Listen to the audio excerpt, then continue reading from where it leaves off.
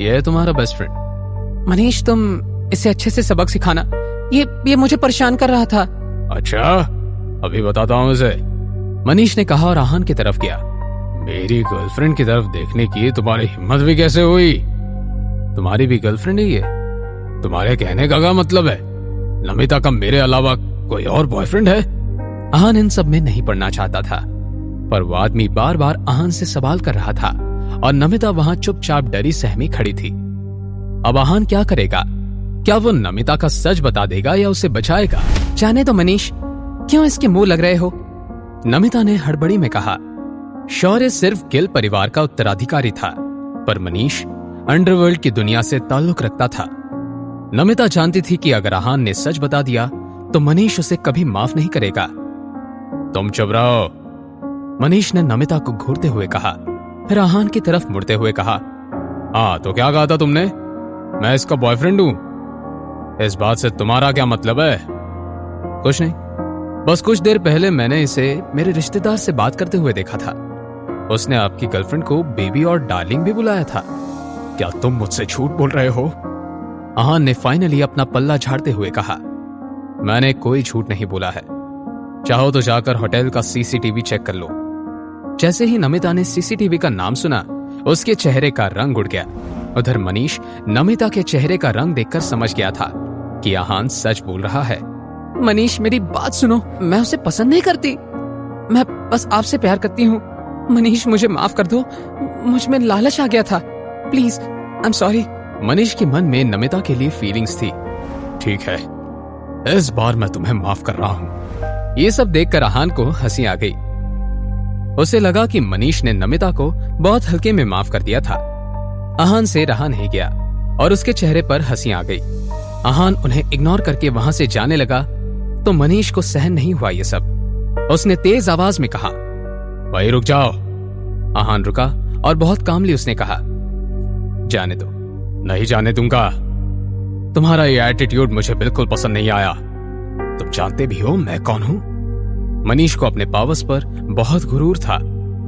देखो, तुम्हें बाद में पछताना पड़ेगा। मैं अपने किसी डिसीजन पे आज तक नहीं पछताया और तुम्हें सबक सिखाना शायद मेरा सबसे सही डिसीजन है। आज के बाद तुम जरूर पछताओगे कि ये तुम्हारी गलतफहमी है। उधर मनीष का कॉन्फिडेंस देखकर नमिता खुश हो रही थी, पर कुछ से पल में उसका मुस्कुराता चेहरा हैरानी में बदल गया था। मनीष आहान के सामने घुटने टेक कर बैठा था। नमिता को विश्वास नहीं हो रहा था। ऐसा कैसा हो सकता है? नमिता ने खुद से ही कहा। अब तुम्हें पछतावा है या अभी भी कुछ कमी रह गई है? मनीष की बोलती बंद हो गई। उसने कभी भी किसी को इतनी फुर्ती से एक्शन करते हुए नहीं देखा था। आहान के एक ही बार से मनीष समझ गया था कि ये कोई मामूली आदमी नहीं था। जैसे ही मनीष ने माफी मांगनी चाही, उसने वहां पर रॉकी को देखा। रॉकी को देखकर मनीष की आंखों में चमक आ गई। मनीष दरअसल रॉकी और विकी के लिए काम करता था। रॉकी को वहां देखकर मनीष को लगा कि अब वो उसे बचा लेगा और आहान से भी बदला ले लेगा। रॉकी भाई। रॉकी का नाम सुनकर नमिता भी खुश हो गई। रॉकी के पीछे पीछे विकी और विवान भी आए। विवान आहान का खास आदमी था। उसकी मां के चले जाने के बाद विवान ने उसका हमेशा साथ दिया था। तीनों आपस में हंसी मजाक करते हुए आ रहे थे। अचानक से उनकी नजर आहान और मनीष पर पड़ी। तीनों हैरान रह गए। मनीष आहान के सामने घुटने टेक कर बैठा था। वो सोच रहे थे कि कहीं मनीष ने खुद को किसी मुसीबत में तो नहीं फंसा लिया था। यंग मास्टर, देरी से आने के लिए हम माफी चाहते हैं। ये देखकर नमिता और मनीष दोनों शॉक थे। हाँ, कोई बात नहीं, मुझे आए ज्यादा देर नहीं हुई है। यंग मास्टर, इसने आपको ज्यादा परेशान तो नहीं किया है ना?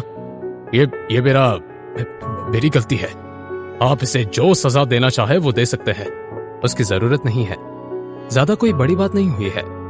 आहान को इतना शांत देखकर रॉकी ने चैन की सांस ली। उठो अब और दफा हो जाओ यहां से। रॉकी ने मनीष की तरफ देखते हुए गुस्से में कहा, thank you young master, thank you. आप बहुत दयालु हैं। तुम यहां से तो बच गए, पर मुझसे नहीं बचोगे।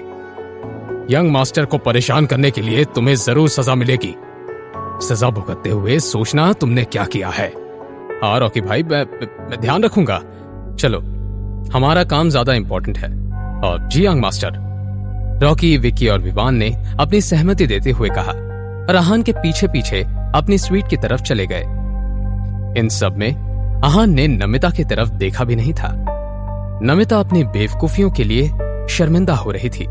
वो सोच रही थी कि शौर्य कैसा पागल आदमी है कि अपने ही रिश्तेदार के होते हुए उसकी इज्जत नहीं करता। वो चाहता तो आहान के सहारे बहुत कुछ हासिल कर सकता था, पर उसे तो आहान को नीचा दिखाने से ही फुर्सत नहीं थी। अब नमिता ने यह तय किया था कि वो शौर्य को कभी कांटेक्ट नहीं करेगी और आहान की असलियत भी नहीं बताएगी। वो चाहती थी कि शौर्य ऐसा बार बार करे और अंत में आहान के गुस्से का शिकार बने। जब नमिता वापस जा रही थी तब उसने आहान की कार देखी और उसे समझने में बिल्कुल वक्त नहीं लगा कि ये कार आहान की ही हो सकती है। उधर पाम ट्री होटल के लग्जरी स्वीट में आहान, रॉकी और विकी और विवान साथ बैठे थे। आहान ने उन्हें वहां बहुत जरूरी बात करने के लिए बुलाया था, पर अपनी बात करने से पहले आहान ने विकी से पूछा, विकी, अब तुम कैसे हो? तुम्हारी चोट ठीक है ना?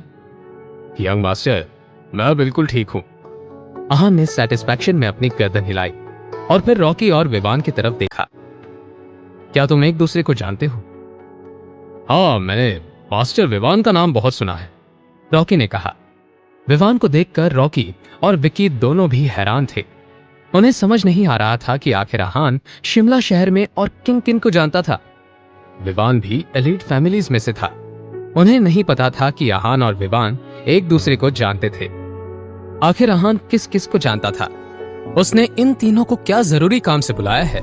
जानने के लिए देखिए अगला एपिसोड सिर्फ पॉकेट एफएम के YouTube चैनल पर, और सीक्रेट अमीरजादा के सारे एपिसोड्स को सुनने के लिए डिस्क्रिप्शन में दी हुई लिंक से डाउनलोड कीजिए पॉकेट एफएम ऐप।